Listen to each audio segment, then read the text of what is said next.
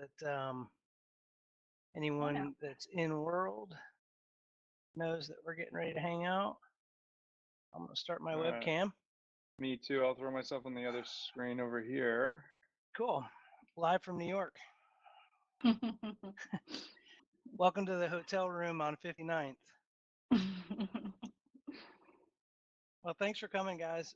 Dave, you're going to throw yourself up on the screen there? Yep. Okay. And am I there yet or no? We got these two over here. There's Dave. So my name is Christelle. I'm French. I'm a city planner and environmental engineer by training. And I founded Codi back in 2019. And what we do today is that we offer kind of office as a service, so flexible private turnkey spaces with the most flexible terms on the market. A big motivation for me is to, make our cities a better place to live in. I've always been obsessed with designing better neighborhoods in a sense of like a better place to work and live in. And one thing that always like bothered me was how centralized offices are, where it doesn't need to be that way, and it would be much better if we can unlock access to offices wherever you are. So throughout neighborhoods, but also in downtown, wherever. And I think like the office leasing model is completely broken, and it's not aligned with how companies work today, which is a lot more flexible and hybrid. And so I'm happy to dive into any topics on that. Well, suffice to say, I agree with you that the model is broken. Amina, would you like to introduce yourself too? I'm sure you also agree that it's broken. Yeah, oh my goodness, there's so much I agree with there. There's so much that's broken, but that means that there's so much opportunity, right? Goodness, okay, so there's me. Where to start? I call myself a chronic entrepreneur because let's face it, entrepreneurship is a little bit of a sickness.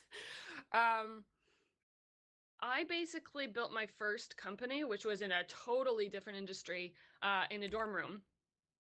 And it ended up giving rise to a bunch of other little startup ideas because, I don't know, even though entrepreneurship was never in my life plan, my friends and I, we kept having ideas and wanting to execute on them. And we're fortunate enough to have the resources to do it. And so my background is actually in the psychology of storytelling and not in real estate at all. But because I've built companies for the last basically 20 years, I've experienced both office first working environments and cultures, and also remote first and flex first environments.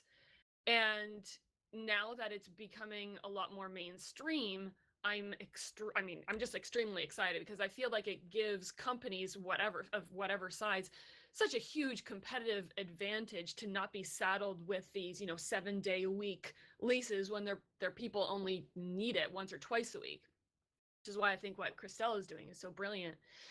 The idea for Radious was born in the middle of the pandemic. I actually am an Airbnb host, and in the middle of the pandemic, I was like, do I really want to be washing strangers' linens while everybody around me is sick? And so I started brainstorming, how could I continue renting out my space in a way that didn't require laundry? And that led to thinking, well, maybe I could open it up effectively as a co-working space for my neighbors, who at the time it was, in the middle of lockdowns. How do we get people out of their houses, out of, environments where kids are screaming, dogs are barking, and just get them a place to escape to that was safe?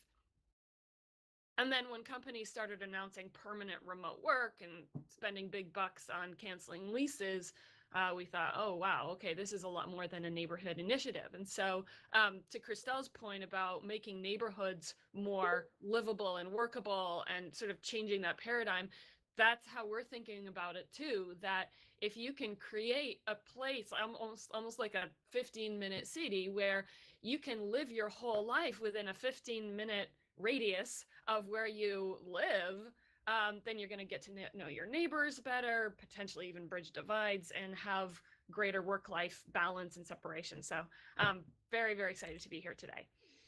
Love it. And I'm zoning in on a few things there. The first is I remember your storytelling thing in real life, because you were reminding me of how my sentence structure on some of my LinkedIn posts was not set up well enough to get engagement. So I've already gotten some schooling from you there, but I'm not listening to you on the Airbnb front. We just got into Airbnb with laundry here on the island. So maybe I've made a grave error.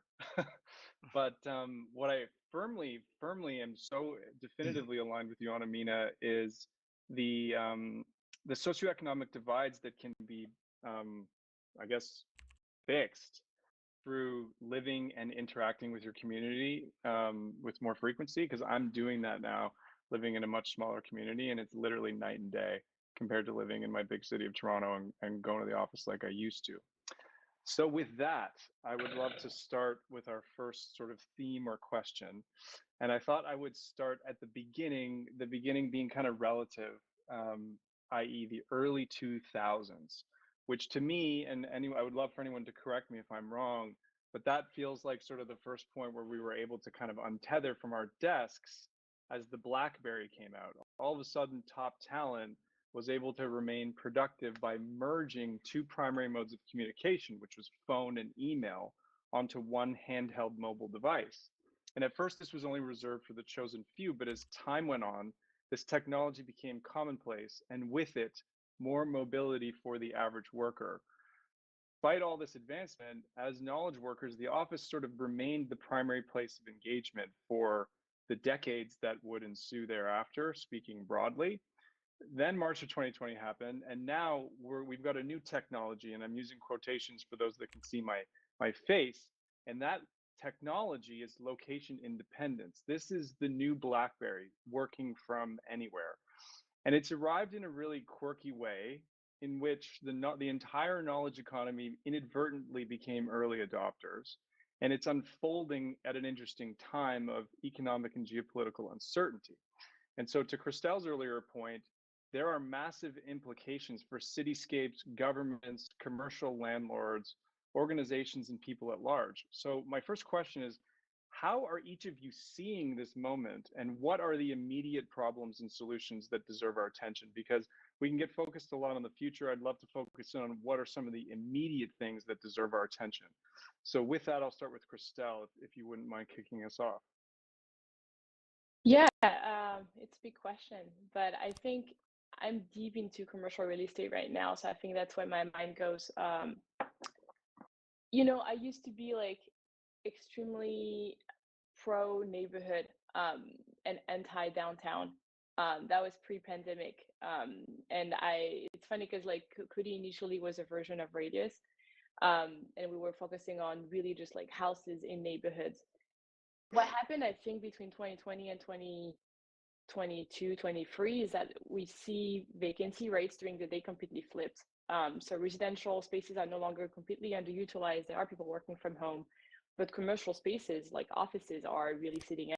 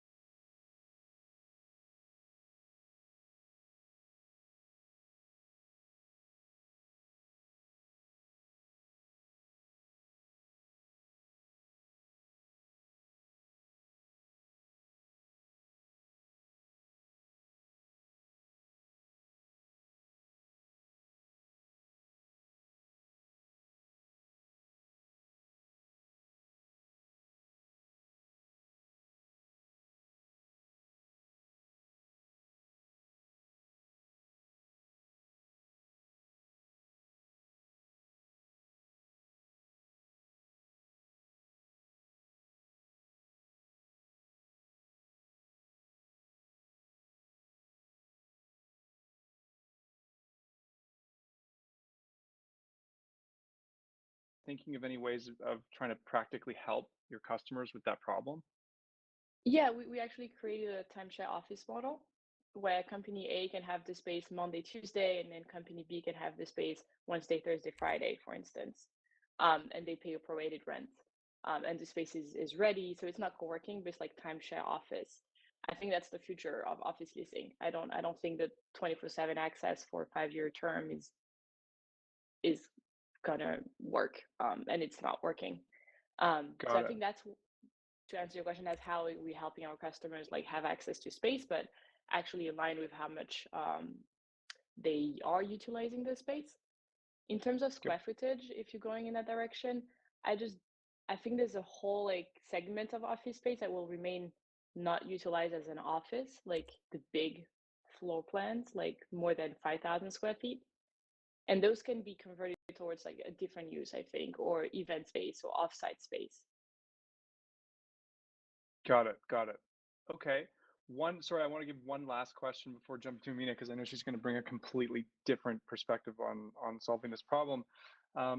I actually saw Anthony Slumbers, who's here today, make a comment on a post by the CEO of FlexDay, which is actually a company I'm advisor of and plays in this that you guys are in.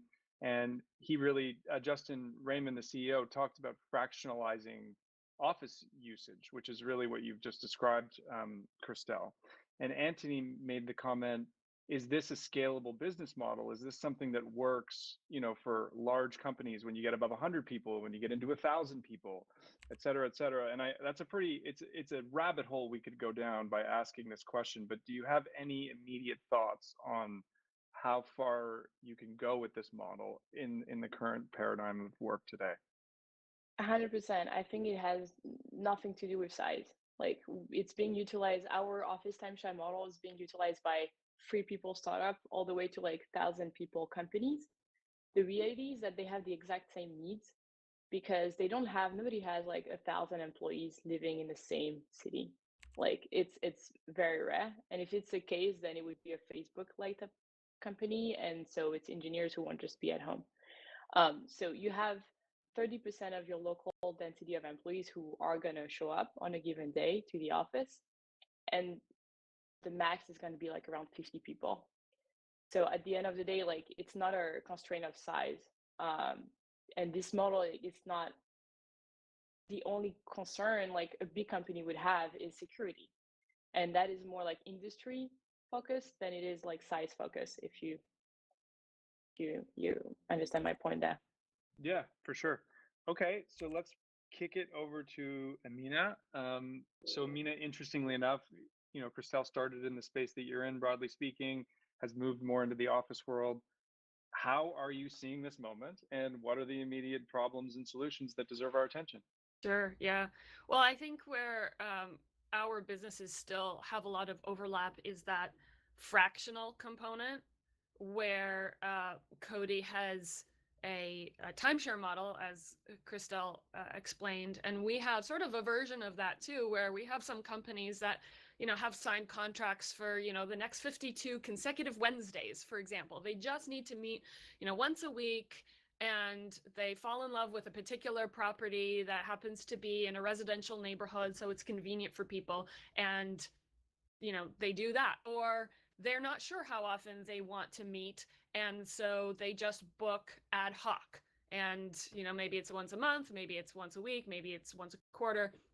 But I think that flexibility is really the future, and not just for the employees, but for the employers, because we've entered an economic phase with through the roof inflation, interest rates going up.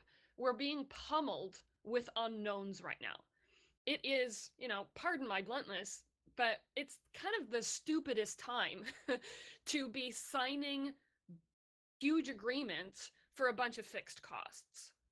And whether you're a startup or you're a Fortune 500 company, why would you hamstring yourself by getting yourself into a big commitment for many years when you have a plethora of options that are far more flexible? So that's one thing that, I mean, we're seeing flex space get adopted more and more, which is extremely exciting. One frustration I have, though, is that for whatever reason, people are still conflating working from home with remote work as a whole. And that's extremely problematic in my view, because a lot of decisions at the leadership corporate level are made based on some really faulty assumptions. Because if you think about remote work, there are a couple ways to define it. But if you define it as simply being away from a central office versus away from people, then remote work doesn't have to be lonely. It doesn't have to contribute to burnout, and it doesn't have to be riddled with distractions. Those are all pain points of working from home, certainly. And now, obviously, working from home has a lot of upsides too, but because it has these pain points, and a lot of people are conflating working from home with remote work as a whole, they're generalizing those pain points to remote work, concluding that remote work isn't sustainable for the long term, and then recalling people back to a central office. But remote work is an umbrella term, if you ask me, that encompasses working from home, working from a library, going to a co-working space, going to a Radious space, going to Codi, going to the park, going to the beach, going to a coffee shop. Remote work, but like working from home is just one slice of the pie. And so if you are a workplace strategist and you're saying remote work is lonely and contributes to burnout, you're making a big mistake. And if you base your return to office policies based on that, you're leaving a lot of opportunities on the table. And we've seen some companies do that, but I think the smart ones are opening up their minds and saying, well, hold on a second. There's a whole exciting menu of options here that we didn't have in 2019. And let's be innovative and explore those. Yeah, I dig it a lot. I think we should end this segment with a question I could really pose to both of you, which I'll start with a comment, which is that one of my main observations, and I see it as a sort of dire second and third order decision, is this sort of idea of like risk mitigating as a business by keeping the space that you have just in case, right? And so I notice as a real estate agent that a lot of companies are still kicking the can and renewing their leases short term. And I get it. Like, I do get it. When you get to a certain size and scale, you kind of have to think differently, for better or worse. But the thing that I think that a lot of big companies are missing is basically beta testing different methods of taking away this binary sort of option between remote and office, or sorry, I should clarify, I mean, home and office. Because my belief is that if you give people those two options in a binary sense, they are going to pick home, because they have so many other responsibilities in their lives, and there are so many other conveniences that come from being at home versus commuting, that I think they're going to pick it. It's not that it will be their preferred overall, way of working. It's just the least worst. Yeah, it's the least worst or the least shitty. Exactly. So I try very hard to convince some of my larger customers to test out models like Radious, or test out things like Codi, or whatever the case may be. And I don't get a lot of yeses. So I guess my question is, do you guys just sort of say like, screw it, just go to the companies on the bleeding edge of change and only focus on those prospective customers? Or are you out there trying to like change hearts and minds? I think Start with our Christelle. answers will be the same. But of course, we're here for change. We're here for blood. Like, we're here to like change things like deeply. It takes time, especially in an archaic like industry like commercial real estate. And if you're talking about like big companies, they are the ones that still have potentially like a head of workplace or head of real estate. And so they also need to justify their existence, as a role in the company. And it's tough because like there's a lot of noise out there, and like innovations are being created right now. It's like 2008 for Airbnb or 2008 for like Uber, right? Like the next big things are being built right now. I think it just takes time. In the next couple of years, I'm pretty sure like majority of companies will go towards something that's more sustainable, but just today they don't have the confidence yet. What we're seeing is like it's a lot easier for companies that are starting out like from seed all the way to like Series B, small teams that are growing, they don't have anything else, and they're starting with like one model, and they're very open-minded, and they're going to spend the time to also look for other solutions. The problem once you have the approval of like the finance team with office lease is that then you got the approval, so it's just easier to just like keep going. There's a little bit of noise. I'm not sure where that comes from. Yeah, if the audience members could mute their line, that would be great. Great, thank you. Um, yeah, so long story short, I think like, and that's one of the issues is like companies renewing like full-time leases with like a twice a week or 3 days a week utilization. It's not sustainable, and it's creating kind of negative behaviors of like pushing people back to the office every day or like as much as possible. It's very top down because they're paying every month, and it feels like they're wasting money, and so they want to justify that expense. um and I think that's why you hear like all the kind of like top down decisions to push employees back to the office. I think over time they will go into like something that is better financially for them and better for the employee retention, which is a hybrid model. But yeah, they need to trust like the new players, and it will take a little bit of time. Right on. And so, Mina, if you could do this one in like roughly 60 seconds, that would be great. And we'll move to the second section of our chat. Yeah. For us, it's a two-pronged approach. As a startup, waiting for people to change their minds, we might just not have time for that. So from a startup perspective, you have to go after the low-hanging fruit, which is people who are already part of the choir. You're preaching to the choir, and you're getting those people on board who are actively looking for creative options. But that's not to say that we're not looking into the medium-term and long-term future, and certainly having conversations like this, and hopefully there's somebody in the audience today that's kind of on the fence and trying to figure out, what is the best way? Is it the old way? Is it the new way? Is it some combination of the two? But then it's also a matter of realizing, to Christelle's point, that there are a lot of people that are locked in leases. And so there might be people that already subscribe to this philosophy, but they're just locked in, and their mind hasn't actually really swapped yet because they're trying to justify the presence of this huge expense. And so they're calling people back, trying to fill the space so that it doesn't feel like a waste of money.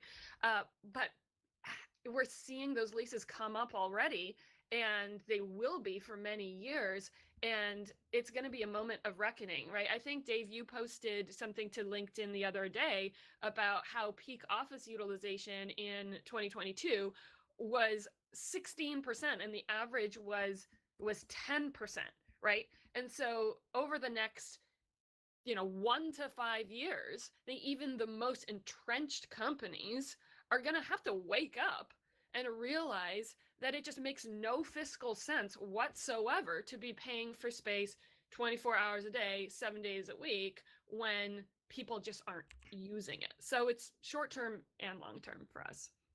Yep, dig it. Chris, before we move to phase two, any questions, comments, thoughts? Yeah, thanks. Just, most of the comments are right around the same thing, time and money, right? People feeling like they're getting their lives back with their families, not having to commute. People just mentioning how much they felt like they were sacrificing time in the car. So, yeah, we're all on the same page. Keep those comments coming. Right on, right on. Okay, so I mean, we've touched on some of this, but I'd love to find a way to go a little bit deeper, and I'll juxtapose remote work as a product versus the office as a product right now. So, yeah, I think since 2020, remote work really has become recognized as a product, not a perk. Darren Murph, who's a world-renowned leader in the area of remote work and distributed teams, recently said top talent will follow to the organizations with the most flexibility. The catch is that flexibility isn't just a policy or something you stand for. An organization can only enable maximum flexibility by evolving its systems, workflows, and cultural underpinnings. Organizations who invest in this change will find themselves more alluring to top prospects. So that's remote work becoming a product. But I would sort of ask the question, is that happening for the office? Because right now it feels like the office is being marketed as a perk. Free food, free amenities, and even entertainment are being offered as a plea to get people to come back to the headquarters. To me, the data is revealing that there's no office amenity more valuable than the choice to go there or not. And here's the data. And you've already touched on it a bit, Amina. According to Relogix, average occupancy drops, and occupancy is literally just badge swipes. It's someone swiping their card. It says nothing about how much time they spend in a given environment, but it's down 50% since 2019. But more jarring, as you highlighted, Amina, is that utilization is in the crapper. What it's really showing us is that people are not only going to the office less days in a week, they're spending markedly less time there. So with this in mind, like, how do you guys make sense of the office becoming a product that can stay in lockstep with the productization of flexibility, which I think a lot of people are currently associating with remote work more than they are a physical working environment? So I'll start with Amina maybe on this. So are you asking how employers can sell the office as a perk? No, I think that what's happened right now is that the office is being sold as a perk, and my suggestion is that's dumb. It should be sold as a product, just like remote work is. So to go back to Darren's point of view, it's like the changing of the workflows, the changing of the cultural underpinnings, the changing of all of those things is what allows a company to actually function remote or asynchronous. So remote is not a perk, it's a product. But right now, I think we're seeing that the office is being sold as a perk. The free food, the free amenities, the entertainment. That's how we're trying to lure people back to the office. So my question is, what can this physical environment that you guys are playing in do to keep in lockstep with remote as a product in a complementary sense or whatever way? Because I think the office industry is failing. Right now they're clutching at straws, and the perk is what they're trying to clutch onto. Yeah. Yeah. I think at the end of the day, you hit the nail on the head that the choice, how did you word it? That the choice to go there or not is really the benefit. Yeah, You it's were funny. It's funny you said that, Amina, because like you earlier today, you were like, your best ideas come on a walk or whatever. I was walking in my neighborhood one day, and I'm like, you know what? There is literally no office amenity that anybody can offer me that's more valuable than my decision to go there or not. Like no one can Yep. offer me anything. There's just nothing that beats it. Yeah. Um, And I think that's the answer. I think that's the answer to your question. So people are considering the office as the respite for the pain points of working from home. About 2 years ago, when we were just out of the lockdowns, but we weren't ready to go back to the office yet. People were just starting to get vaccinated. A lot of people were loving working from home. Well, certainly there were some pain points, but as the pandemic wore on, those pain points started to accumulate because things like burnout doesn't happen overnight. Repetitive use injuries, they don't happen overnight too. It takes months, sometimes years for those things to develop. And because the conversation has been so binary, just working from home versus traditional office, some people started saying, oh, I wish I could go back to the office so that I could alleviate these pain points. Not recognizing that there are all kinds of other options, which I touched on already a little bit. But, I think that the traditional office is just over. I mean, certainly there are going to be some companies that keep their offices and whether it's on a flexible basis, offer it to their people or on an inflexible basis. But the traditional model is a little passe. And so if you're selling that as the product,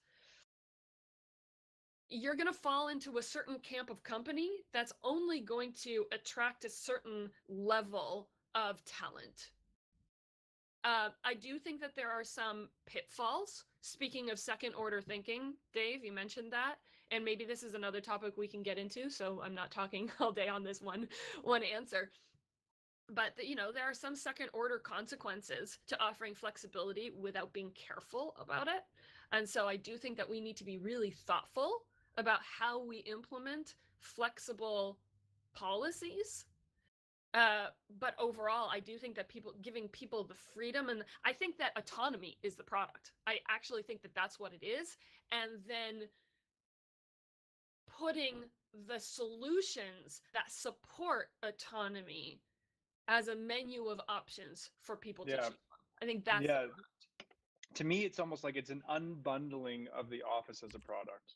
It was just this one product, and now it needs to unbundle itself. So, Christelle, if you have anything to add there, I'd love to make it shorter and sweeter, because what I want to do for the final question is kind of actually pose it to the group. So I think what we'll do after you're done, Christelle, is I'll give each of you guys an opportunity to respond to the last question, in short. Let's call it like 90 seconds or less. And then I think we can open it up to get the feedback of the group.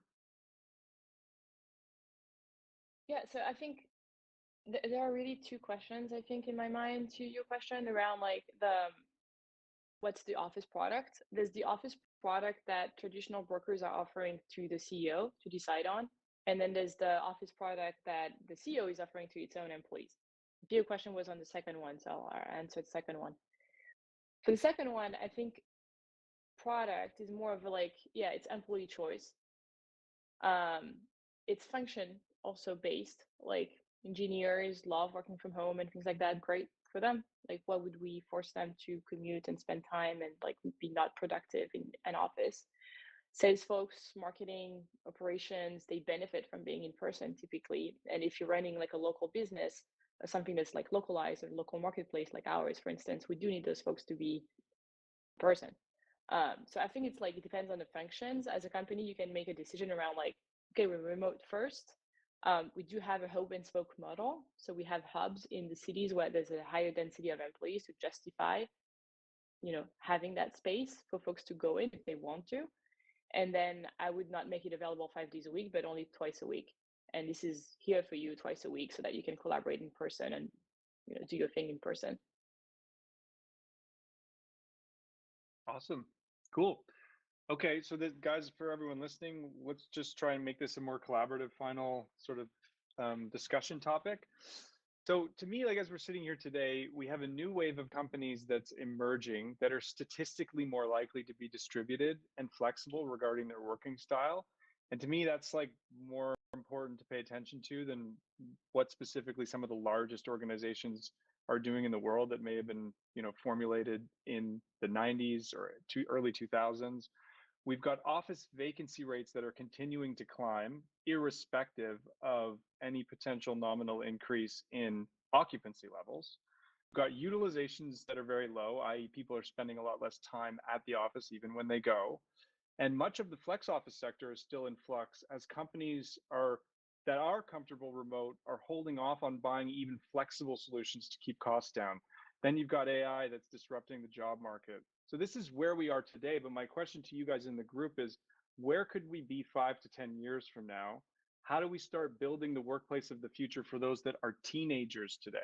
Because I think that the way that they are going to want to act is going to be very different. And while we do need to focus on what we could solve today, we think we need to be thinking about them and tomorrow. So starting with Amina, if you could give me your thoughts on the future state, 90 seconds or less, and then same to Christelle, and then let's open it up to the group for the rest of the chat. I think it's very exciting to think about what everything looks like 5 to 10 years from now. So my crystal ball tells me that the future of work is flexible. That's a really vague statement though, and maybe intentionally so, because it's hard to know exactly what that's going to look like. But from my conversations with the younger generations is that having a sense of purpose in life, which encompasses work as well, is a high priority, and having freedom is a high priority. And those two things require not working for a company that's mandating a whole bunch of stuff, especially arbitrarily. So in the future, I think that those companies who are forcing anything, and I call even hybrid forced, because if you're mandating even a 2-day return, it's still a mandate, right? It's not actually giving people flexibility, it's just giving people decreased frequency.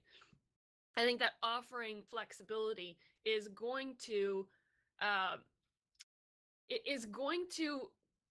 catalyze loyalty and excitement, and thereby productivity and innovation from those younger generations. I will not say that this is limited to younger people. I think that it's just an innate human need to have feelings and a sense of autonomy. But certainly these are cultural values that the younger generations have grown up with. And so I think that companies really need to lean into that. And the good news is that flexibility is cheaper than inflexibility. And it also sets your business up for greater agility, so that when, shit hits the fan economically or in whatever way, you can flex your business and be far more resilient. Love it. If there was a mic, you could drop it. Christelle, what's up with you? I think it's really hard to answer this question, because the newer generations are more and more isolated, and it's been like an issue that keeps growing. Social media, and then the pandemic. We used to make friends at work, to become friends with your coworkers. Many young generation, for their first job, they won't live in a big house and have like the right space to be productive or to feel balanced and mentally well. So I am worried around like pushing newer generations towards like work from home.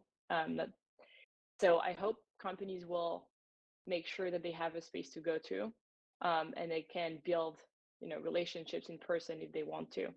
And I'm seeing a lot of new companies actually promoting in person for the very early stage, so that they feel like more attached to each other, if you want to see it this way.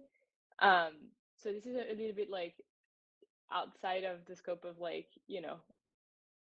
good.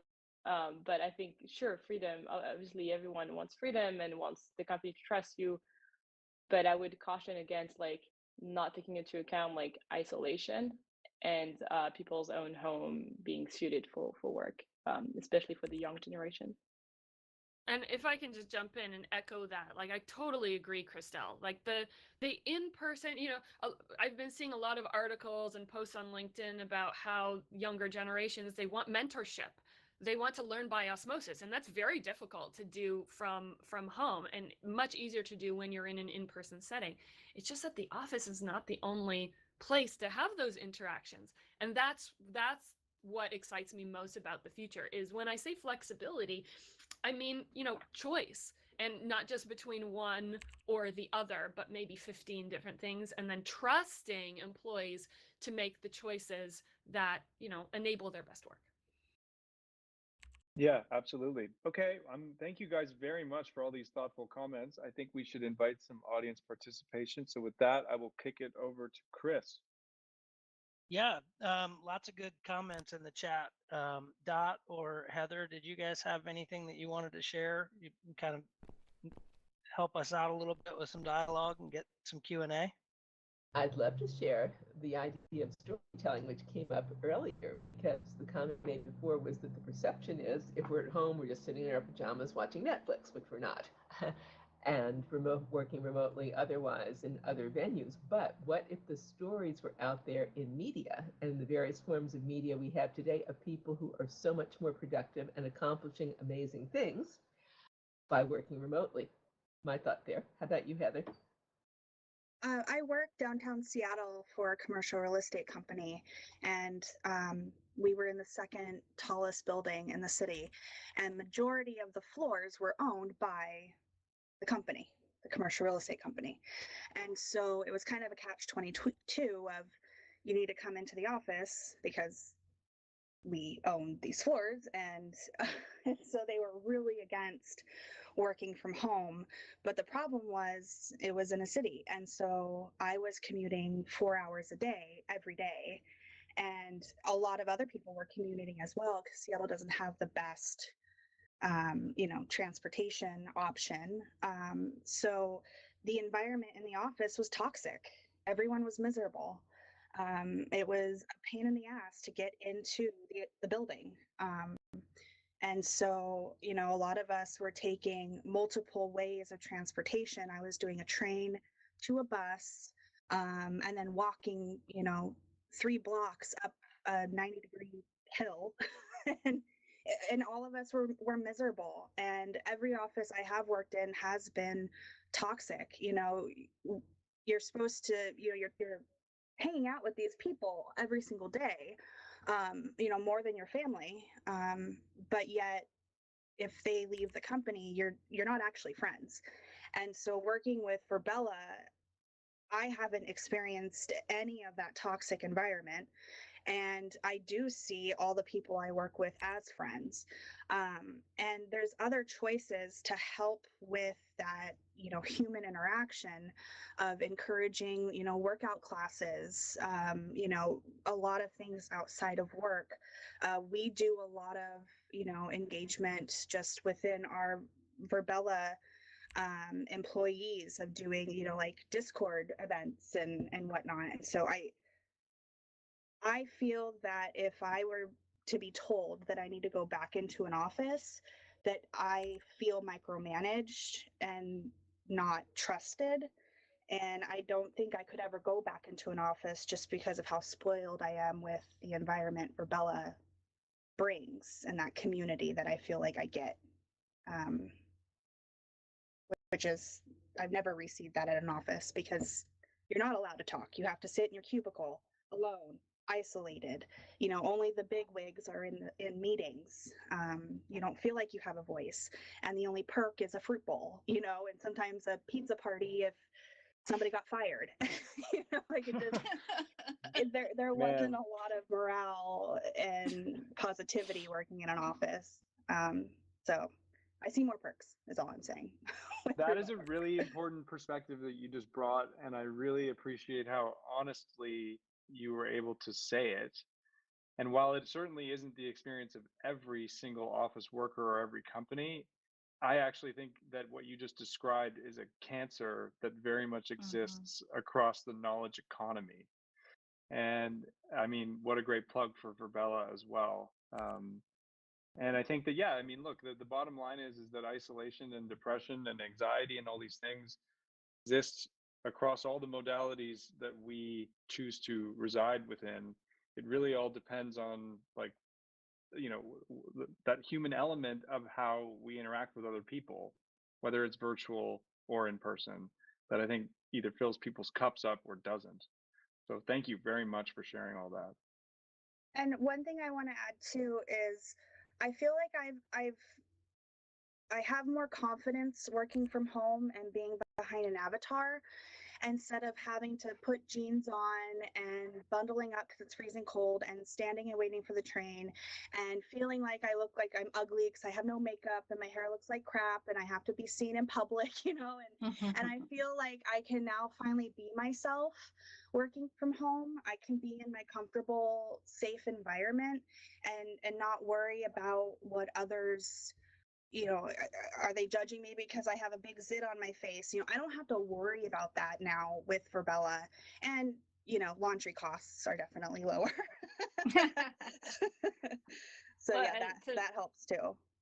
If I could build on that a little bit too, I think it was mentioned earlier about how different people have different working styles and rhythms and things like that. And I know for me, in working in traditional office, it was, I'm not a morning person, and it seems like every boss I ever had was. And so now that I've been working remote for many years, pre-pandemic and elsewhere, I find my rhythm of productivity, and it's not with 7 a.m. meetings, but I'm doing more work more productively than I ever have, and I get better sleep, and I have authentic human relationships. I've friends and colleagues at Virbela that I've never seen their face on a webcam, let alone met them in person, but it's no less authentic. I don't even think about it.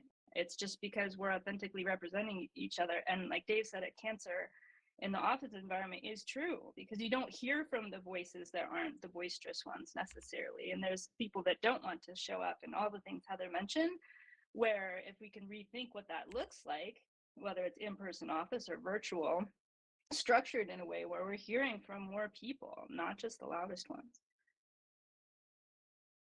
That's awesome. Sarah, part of the reason that, Orion Growth came in here and is doing this is exactly that. And what I've found is that some of the most profound conversations that I've had with people in here is about just that: psychological safety, productivity. You and I have never met in real life. In fact, there's only two people in this room I've met in real life, and one I had to fly to Canada to do it, and he's up on the screen. But the reality is that this notion that you can't have meaningful relationships, and that there has to be collaboration, it just makes it that much better when you're IRL. And I'm in New York City right now for an ESG conference, meeting a bunch of people for the first time that I've known for 3 years. So, again, it's not how we work is not the way that we used to. There are other ways.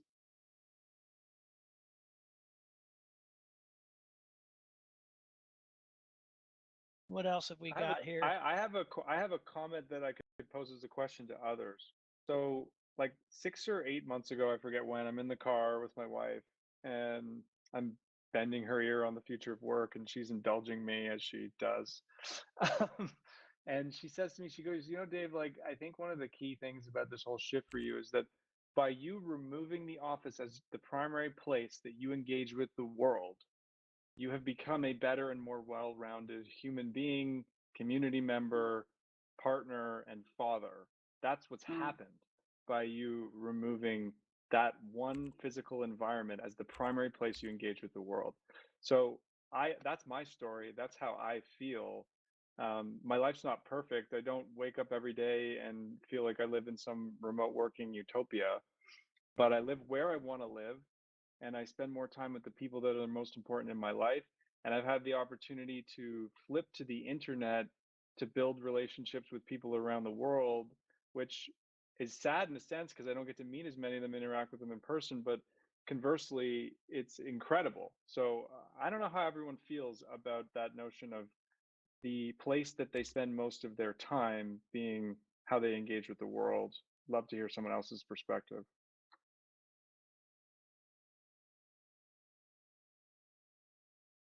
Oh, come on, somebody out there. I hear Oh, Caleb. Robert. Yeah, someone's got to jump in. You tempted me. Well, I wish I could spend more time face to face with you, because we talk all the time on WhatsApp, and not enough on video, and definitely not enough in person. I agree with everything that was said today wholeheartedly, and I think if you've seen any of my LinkedIn posts, you'll know that. I do have a slightly, I don't know, different question on this. I think that, and this might sound a little bit utopian, but I think companies, when they've gotten past the startup phase, people that join them are joining more than for the mission of the company. And in the beginning, you bring your co-founders together and you're all trying to change the world. So you could work 80 hours a week together in an office or at home. It didn't matter. You just wanted to, pursue your passion. And so I sort of imagine this world where companies start putting that purpose and mission back at front and center, and attract people who are aligned with pursuing that same purpose and mission. And I think when people align their passion with their income, they, leaders don't have to worry about trusting whether people get their shit done wherever they are because they're pursuing their passion. And of course, they're going to get the shit done. But then conversely on that, I love the NFL, and I played football when I was younger. And I think, Dave, you're probably wondering, like, where are you going with this? But we know each other well enough that you're like actually thinking about what I might be thinking. But don't worry, I'm just letting you go, man. I'm just letting you go. All right. and I don't know how this is going to sound because it's just I've been thinking about it during this whole chat, but you know, we people who like given sports, I'm going to say football, NFL football, we love going to see the games in person. We like watching it on TV. We do it. We are very interested in that because of entertainment reasons. When we play football, we come together as a team. We practice, we play together. It's in person, and we don't mind that. We love doing it because it's our passion, right? I'm wondering if we move to a world where companies attract people who are aligned with that purpose and mission, and it doesn't matter where people are, but I do wonder if people will want to be together more in person by choice. So I don't know. It's a question. So I don't that's know your if it makes question. sense. Yeah. Who wants to answer? Who wants to answer what they think? What about our panelists? Do you guys have any thoughts on Caleb's vision for the I guess, future?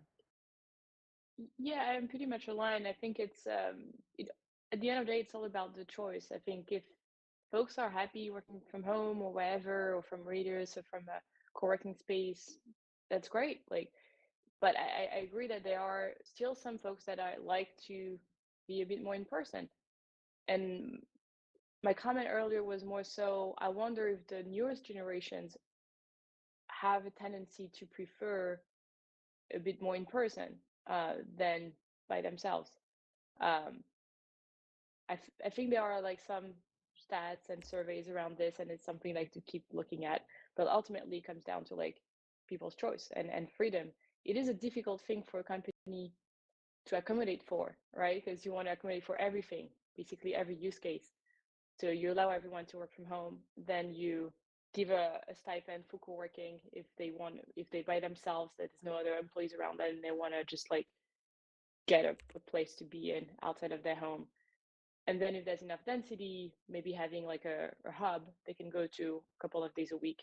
But all that is still choice. And then I think we'll see, depending on people's personal situations and whether they personalities, like they will choose, their preference. Right on. Well, we are at time here. Amina, do you have any final remarks that you would like to say?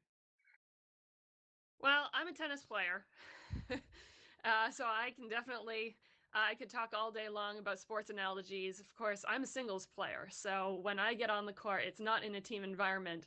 But when you play on a tennis team and you're playing as individuals, to me, it's like when you're at the office or you're at a co-working space and you might be working on individual tasks, but you're still together. And I think that there is a lot of power in that. Whether, you're just entering the workplace for the first time straight out of school, or you've been around for 50 years. We're social beings. And so that human connection is important. But do we have to have it every day? Probably not. And should it be forced? Definitely not. Let's go spread the word, I think it was Dot who spoke up about stories about productivity in remote settings.